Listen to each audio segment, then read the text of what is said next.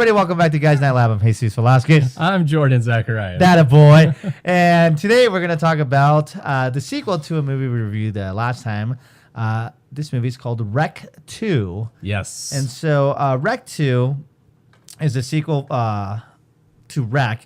It's kind of funny because I think the movie came out actually the same year as Rec. So it must have been like maybe Rec came out in spring and this one came out. Did they come out that close to each other? Yeah, they were. Oh no, sorry. This one came out in 2009, not 2007. Oh, okay, got it. My mistake. Maybe they used some sort of time traveling. Yes, device. it was. It's a fanny. It's the doc sequel. Anyways, so if you remember from there's going to be some spoilers because we talked about this. So we can't talk about Rec 2 without kind of spoiling what happened in Rec 1. Right. So if you have not seen Rec 1, go watch that and then come back and watch this because Rec 1 is a great movie. You could pretty much watch our review on it, the last movie. I don't think we gave it too many spoilers on there, but you could watch that. But watch Rec, and if after that, come back and watch this podcast review on this.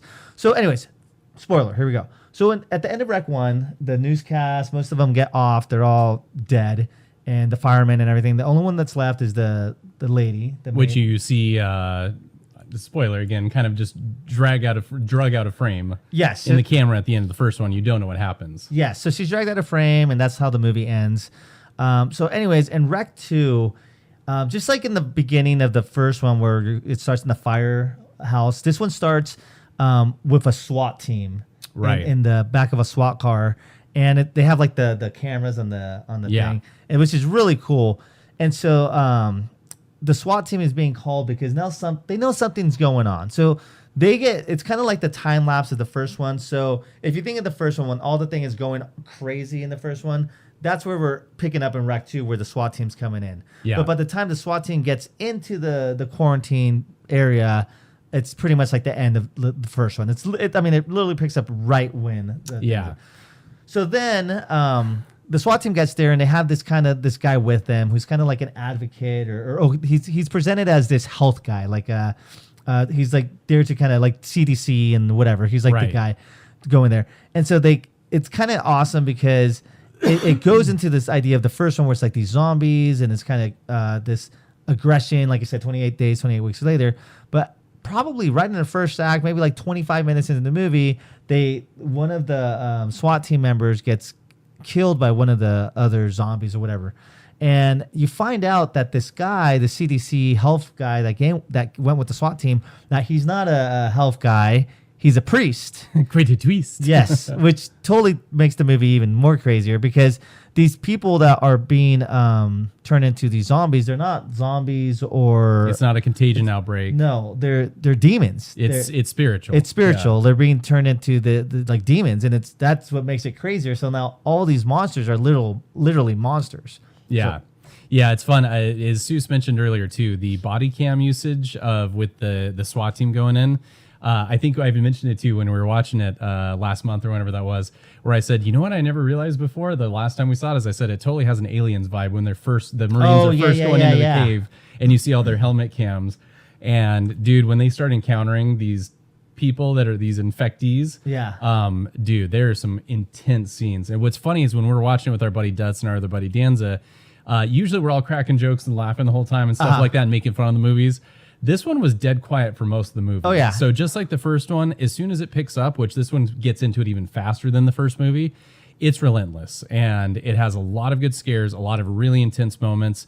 And again, I don't know if we mentioned it or emphasized enough in the first the review of the first one, which go check that out.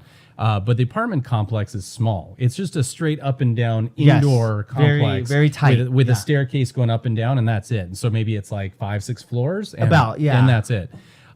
So it's claustrophobic. There's paranoia. You don't know where the people are who are infected. So all of a sudden they come crawling out of doors and windows or, whatever inside the building. So it's intense and it's a really fun movie. Yeah, it's really great. The other great thing about the found footage, because it's supposed to be like a found footage like Blair Witch or Cloverfield or the other whatever Paranormal Activity.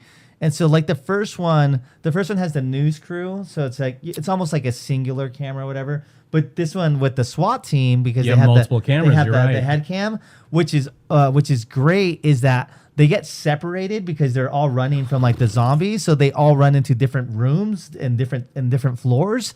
And so you have like multiple cameras seeing what each one's doing. Yeah, what each one's going through. Yeah, so and then that was a cool like aspect that I thought was in the movie. So then what happens is there's a point where like the SWAT teams get separated and this kind of crazy chaotic thing happens, and then like their batteries on their cameras die. Right. And so then you're like, what?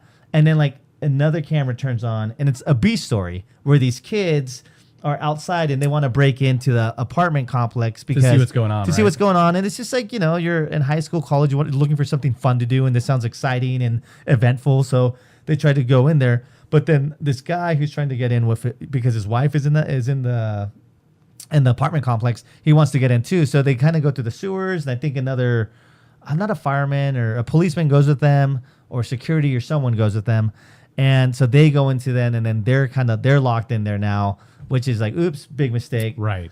But anyways, without giving too much of the movie away, there's a lot of great characters, A-B stories, you know, the demon possessed, the craziness, the supernatural, the priest. There's things in the movie where like there's different rooms if you have the light on versus the light off, like all this stuff. So it's very like a supernatural feel to it than just kind of like a zombie infected, right. Trope of whatever. This one's different, and it's like the twist is very interesting. Once again, it's a Spanish movie, so they talk fast, it moves fast, it goes fast, especially with like the SWAT team. They have guns, and it's just like a little more, like I said, it's almost like the first one was Alien and this one was like Aliens. Yeah, totally. So lot more fun, punchier, a little more twist, and it can get a little confusing at times because of the thing that you can see with the light on or things you can't see with the light off and stuff like that. And they bring in a character from the first movie in towards the ending of this film, which I won't give away because you need to watch it. But the ending to me is where the movie gets a little cheesier and it loses me a tiny bit. I don't want to give it away. I feel like the last act is where the wheels start to come off in this movie because the first half is so strong. Yes, I'd say the first. If the movie's like 90, I think it's a little longer than 90 minutes, maybe like 140. But like I'd say the first hour and 20 minutes are really good, and then the last 20, 25 minutes, it's like the wheels start to get shaky and fall off a little. It's still a great movie, but it kind of just went a direction where like, they could have gone on a better ending. I just didn't love the twist at the end. Yeah, the twist at the end could have been better. It felt like with everything that all the new things they established and how it kind of just went so well, it felt a little rushed on the ending. Like, okay, let's just end it this way. It's like, right. So, but anyways, do you have anything else said or? No, I would say my overall thoughts on Rec 1 and Rec 2 are that you definitely need to watch both of them this Halloween. It would be a great double feature back to back because, like you said, they're both an hour 30. So I mean, if you want to spend 3 hours and just crank through them, they are ones where you will not be feeling super relaxed afterwards or anything. Like they're bombastic, they're frantic. And again, like I said, after you watch these, they're like really intense. Yeah. And so they're fun ones to watch with a group of people for sure. People will be very quiet while watching these because they are so intense. Oh yeah. It's not like there's not really happy endings in these movies, but they're definitely fun to watch. And once again, it's like I said, it's a foreign film. It's in Spanish. And so, if you need to watch it with the dub of English, do it, but it's so much better with just the subtitles and seeing the Spanish emotions because it's just a lot, and they do talk fast, like really, really fast. Like but again, just read along, like you said, the verses, because then you lose the emotion of the original actors' tones and voices and inflections and stuff like that. And there's a lot of people talking, and they have helmets, and like, wait, who is this guy or who got So it happens, but it's a great movie overall. So this Halloween, check out Rec 1 and Rec 2. Would you say we recommend them? Oh my gosh. So this Halloween, we really recommend Rec 1 and Rec 2. This guy. Happy Halloween, everybody. Happy Halloween. Get wrecked. Just kidding. Get wrecked. Rolling.